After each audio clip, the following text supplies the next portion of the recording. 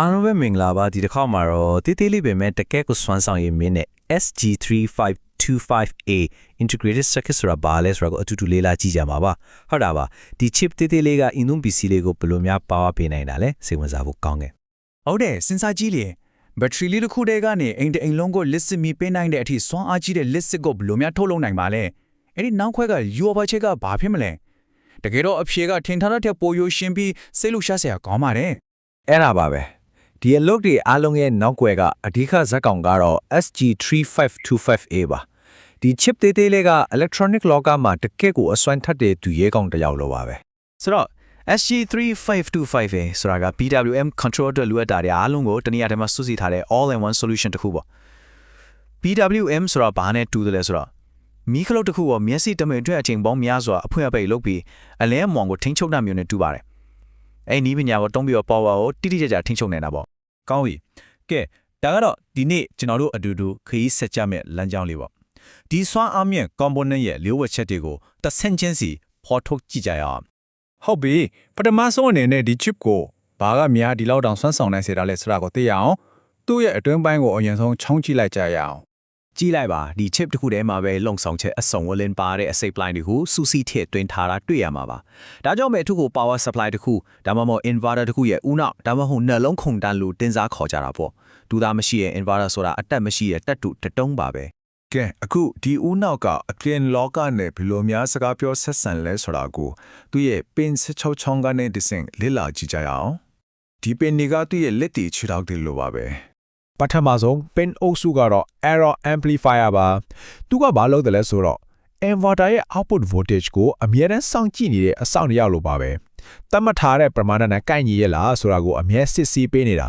ဒါမှ output voltage ကအတက်အကျမရှိပဲတည်ငြိမ်နေပြီးချိတ်ဆက်ထားတဲ့ပစ္စည်းတွေကိုမတီးခိုက်အောင်ကာကွယ်ပေးနိုင်မှာပါဒီပင်3ချောင်းကတော့အပြင်ဘက်က component တွေနဲ့ပေါင်းပြီး chip တစ်ခုလုံးဘယ်လောက်များများအလုပ်လုပ်ရမလဲဆိုတာကိုဆုံးဖြတ်ပေးပါတယ်ဒါက inverter ရဲ့နှလုံးခုန်လုံးထိန်းဆက်လိုမျိုးပဲသူ့ရဲ့အချိန်က inverter တစ်ခုလုံးရဲ့စွမ်းဆောင်ရည်ကိုအဆုံးရဖြတ်ပေးတာပါဒီပင်းတွေကတော့လုံခြုံရေးနဲ့ထင်းချုပ်ရည်အတွက်ပါ soft star ပင်ကကားတစ်စီးကိုဂီယာအနှိမ့်နဲ့ဖြည်းဖြည်းချင်းစထွက်တယ်လို့ပဲ inverter ကိုဖြည်းဖြည်းချင်းစတင်စေပြီးရုတ်တရက် power တက်လာလို့ပစ္စည်းနိုင်တဲ့အန်တီရကနေကာဝယ်ပေးပါတယ်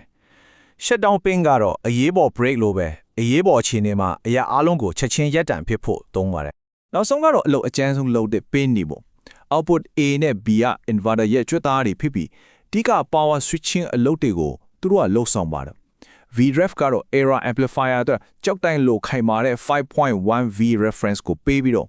တိုင်းတာမှုအားလုံးတိကျမှန်ကန်အောင်အာမခံပေးပါတယ် ကဲ oscillator ဘီနေအကြောင်းတော့တည်သွားပြီအဲ့ဒီတော့သူတို့ရဲ့မြန်နှုန်းကိုတော့ဘယ်လိုထိန်းချုပ်မလဲကြည့်လိုက်ကြရအောင်ဒီ formula ကိုမြင်ပြီးခေါင်းမရှုပ်သွားပါနဲ့ဒါကိုသင်္ချာစာမေးပွဲတစ်ခုလုံးမမြင်ပဲ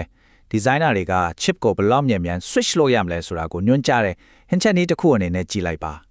ဒီ resistor နဲ့ capacitor တွေကဟင်ခက်အမွှေးကြိုင်နေလို့ပဲသူတို့ရဲ့တန်ဖိုးလေးကိုနည်းနည်းလေးပြောင်းလိုက်တာနဲ့ inverter ရဲ့နှလုံးခုန်လုံးကိုလိုတလို့ချင်းညှိနိုင်သွားမှာပါ theory တွေပြောရတာတော်တော့ပြီကဲအခုပဲအဲ့ဒီဟင်းချင်နီကိုထုံးပြီးတကယ် inverter တစ်ခုကိုလက်တွေ့တိစောက်ကြည့်ကြရအောင်ဒီနေရာမှာတော့ခုနကပြောခဲ့တဲ့အပိုင်းစားဒီအားလုံးကိုပေါင်းစပ်ပြီးပြည့်စုံတဲ့ inverter circuit တကူအဖြစ်ပုံဖော်ကြတော့မှာပါ SG3525A ကဒီ circuit ရဲ့အသေးနှလုံးအဖြစ်ဘလို့ပြောင်းလဲသွားမလဲဆိုတာကြည့်ကြရအောင်ကဲ circuit ပုံကိုကြည့်ပြီးညာအလုံးဘလို့တက်ဝင်လာတယ်လဲကြည့်ကြရအောင်ခုနကပြောခဲ့တဲ့ oscillator ကနှလုံးခုန်တန်ကိုစတင်ပေးလိုက်တယ်အဲ့ဒီနောက်မှာ output တွေက MOSFET ဆိုတဲ့အစွမ်းထက် switch တွေကိုအလုပ်လုပ်စီပြီး transformer ကနေတဆင့် low voltage DC ကို high voltage AC ဖြစ်ပြောင်းလဲပေးလိုက်တာပါပဲယူရှင်ပါတယ်နော်အခုအကောင်းဆုံးအပိုင်းကိုရောက်လာပါပြီဒီ inverter ရဲ့ output power ကို feedback သုံးပြီးဘယ်လိုများစိတ်ကြိုက်ထိန်းချုပ်နိုင်မလဲဆိုတော့ more printer ကိုကြည့်ကြရအောင်ဒီမှာတော့အခြေအနေနှစ်ခုကိုနှိုင်းယှဉ်ကြည့်ကြမယ်ပထမတစ်ခုကဘာမှမထိန်းချုပ်ရသေးတဲ့ default အခြေအနေဒုတိယတစ်ခုကတော့ feedback circuit ကိုချိန်ညှိလိုက်ပြီးနောက်ပိုင်းအခြေအနေဘာတွေပြောင်းလဲသွားမလဲဆိုတာကြည့်ကြမယ် default setting မှာရလက်ကိုကြည့်လိုက်ပါအမြင့်ဆုံး voltage က 312V ရရှိပါတယ်ဒါက220 RMS AC နဲ့အကြမ်းဖျင်းညီမျှတာမို့အိမ်သုံးပစ္စည်းတွေကို power ပေးဖို့လုံလောက်တဲ့ပမာဏပါပဲဒါဟာ circuit က power အပြည့်နဲ့အလုပ်လုပ်နေတဲ့ဆိုတာကိုပြနေတာပါ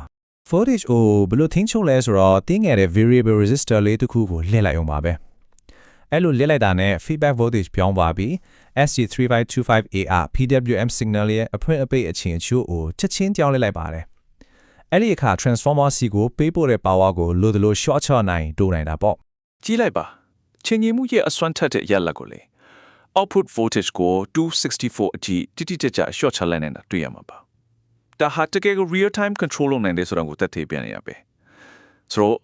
SG3525A ကကျွန်တော်တို့ကိုအစွမ်းထက်တဲ့ထိန်းချုပ်နိုင်စွမ်းကိုပေးစွမ်းနေတာပါပဲ ဆိုတော့အချို့အနေနဲ့ပြန်ပြောရရင် SG353ရဲ့နေရာဆိုတော့က component အနှဲငယ်နဲ့တင်အလွယ်တကူအသုံးပြုနိုင်တဲ့စွမ်းဆောင်ရည်မြင့် PWM controller တစ်ခုဖြစ်တဲ့ Power MOSFET တွေကိုတိုက်ရိုက်မောင်းနေနိုင်တယ်ပြီးတော့အရေးကြီးဆုံးကတော့ feedback mechanism ကိုသုံးပြီး output ကိုတိကျစွာထိန်းချုပ်နိုင်စွမ်းရှိတာပါပဲ နောက်ဆုံးအနေနဲ့စဉ်းစားစရာမေးခွန်းလေးတစ်ခုနဲ့အဆုံးသတ်ချင်ပါတယ်ဒီ chip က inverters တွေကိုကျွမ်းကျင်စွာထိန်းချုပ်နိုင်တယ်ဆိုရင်တခြားဘယ်လို power supply တွေဒါမှမဟုတ်ဘယ်လို sub-species တွေအတွက်ဥနောက်တစ်ခုအဖြစ်အသုံးဝင်နိုင်တယ်မလဲစဉ်းစားကြည့်ကြပါဦး